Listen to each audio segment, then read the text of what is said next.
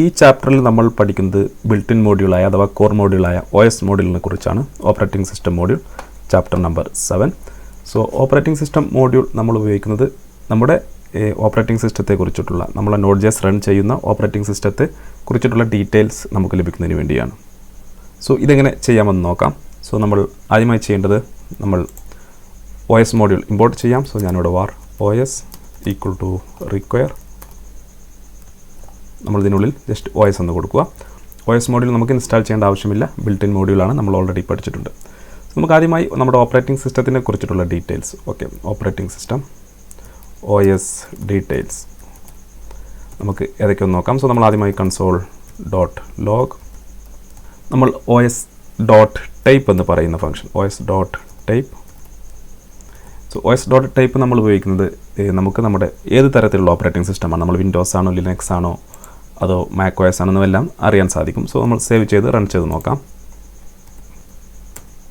So നമുക്കിവിടെ Windows NT എന്ന് കാണും. സോ ഇത് macOS ആണെങ്കിൽ ചിലപ്പോൾ ഇത് ഡാർവിൻ എന്നായിരിക്കും കാണുക, ലിനക്സ് ആണെങ്കിൽ നമ്മൾ ലിനക്സ് എന്ന് കാണാൻ സാധിക്കും.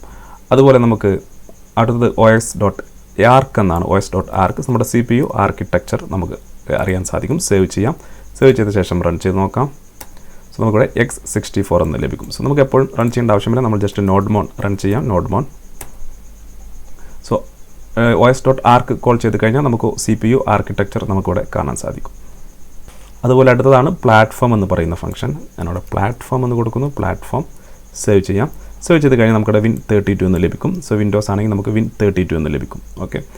സോ അതുപോലെ നമുക്ക് ഉള്ളതാണ് റിലീസ് എന്ന് പറയുന്ന നമ്മുടെ ഓപ്പറേറ്റിംഗ് സിസ്റ്റം റിലീസ്. സേവ് ചെയ്യാം. ഇപ്പോഴുള്ളത് 10.0.19043 ആണ്. സോ ഇത് നമ്മുടെ ഓപ്പറേറ്റിംഗ് സിസ്റ്റം വേർഷൻ്റെ റിലീസുമായി ബന്ധപ്പെട്ട ഡീറ്റെയിൽസ് ആണ്. അതുപോലെ പിന്നെയുള്ളത് os.version ആണ്. നമ്മൾ ഓപ്പറേറ്റിംഗ് സിസ്റ്റം ഏത് വേർഷനാണ് ഉപയോഗിക്കുന്നത്. സോ വേർഷൻ എന്ന് എൻ്റർ ചെയ്ത് കഴിഞ്ഞാൽ സേവ് ചെയ്യാം. സേവ് ചെയ്ത് കഴിഞ്ഞാൽ നമുക്കിവിടെ കാണാം വിൻഡോസ് 10 ഹോം ആണ് ഞാൻ ഉപയോഗിക്കുന്നത്. എൻ്റെ സിസ്റ്റത്തിൽ ഉപയോഗിക്കുന്നത് വിൻഡോസ് 10 ഹോം വേർഷനാണ്. ആ ഒരു ഡീറ്റെയിൽസ് നമുക്കിവിടെ കാണാൻ സാധിക്കും. പിന്നെ അടുത്തത് നമ്മൾ os.uptime എന്ന് പറയുന്ന ഫംഗ്ഷനാണ്. os.uptime സേവ് ചെയ്യാം. സേവ് ചെയ്ത് കഴിഞ്ഞാൽ നമ്മുടെ സിസ്റ്റം നമ്മൾ ഓൺ ചെയ്തിട്ട് എത്ര സെക്കൻഡ്സ് ആയി എന്ന് നമുക്കിവിടെ കാണാൻ സാധിക്കും. അതാണ് അപ് ടൈം ഉപയോഗിക്കുന്നത്.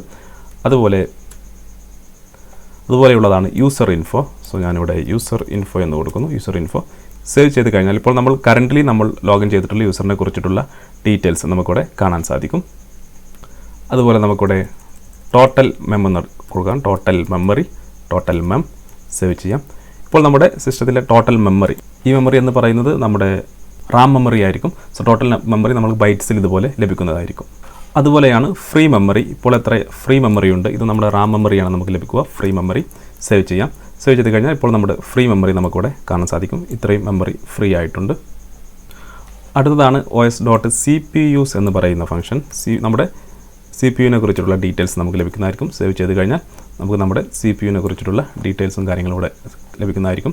ഇൻറ്റൽ അതുപോലെ അതിൻ്റെ സ്പീഡ് കാര്യങ്ങളുമെല്ലാം ഡീറ്റെയിൽസ് നമുക്കിവിടെ ലഭിക്കുന്നതായിരിക്കും. അതുപോലെ അടുത്തതാണ് നെറ്റ്വർക്ക് ഇൻ്റർഫേസസ്. നമ്മുടെ നെറ്റ്വർക്ക് ഇൻ്റർഫേസിനെ കുറിച്ചിട്ടുള്ള ഡീറ്റെയിൽസ് നമുക്കിവിടെ ലഭിക്കുന്നതായിരിക്കും. നമ്മുടെ സിസ്റ്റത്തിൽ ഇപ്പോൾ കറൻ്റ്ലി അവൈലബിൾ ആയിട്ടുള്ള നെറ്റ്വർക്ക് ഇൻ്റർഫേസിനെ കുറിച്ചിട്ടുള്ള ഡീറ്റെയിൽസ് നമുക്ക് ലഭിക്കുന്നതായിരിക്കും. സോ സേവ് ചെയ്ത് കഴിഞ്ഞാൽ നമുക്കിവിടെ അതിൻ്റെ ഡീറ്റെയിൽസ് കാണാൻ സാധിക്കും. വൈഫൈ അതുപോലെ നമ്മുടെ വൈഫൈയുടെയും അതുപോലെ VMwareൻ്റെയും വിർച്വൽ ബോക്സിൻ്റെയും എല്ലാം ഡീറ്റെയിൽസ് നമുക്കിവിടെ അതുപോലെ കാണാൻ സാധിക്കുന്നതായിരിക്കും. സോ ഇതായിരുന്നു OS മോഡ്യൂളുമായി ബന്ധപ്പെട്ട പ്രധാനപ്പെട്ട ഫംഗ്ഷൻസ്.